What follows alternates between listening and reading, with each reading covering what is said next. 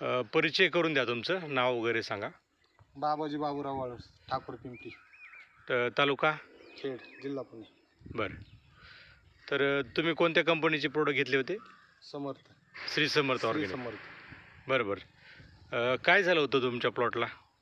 प्लॉटला ते असं व्हायरस आल्यागत झाला होता, पूर्ण प्लॉट खराब झालेला होता.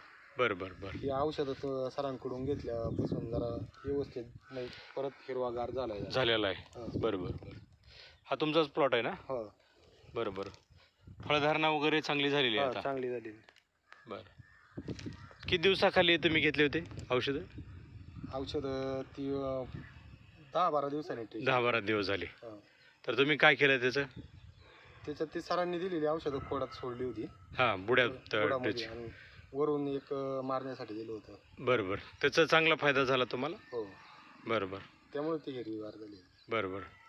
झाड आता टोमॅटोचा चांगला प्लॉट झालेला आहे तुमचा. हो. फुलकळी वगैरे चांगली निघाली. तर हे ठाकूर पिंपरीचे प्रगतिशील शेतकरी आहेत.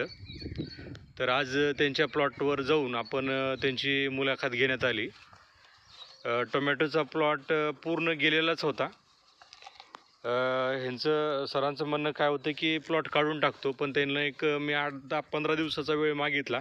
तर प्लॉट एकदम चांगल्या प्रकारे झालेला आहे रिटर्न.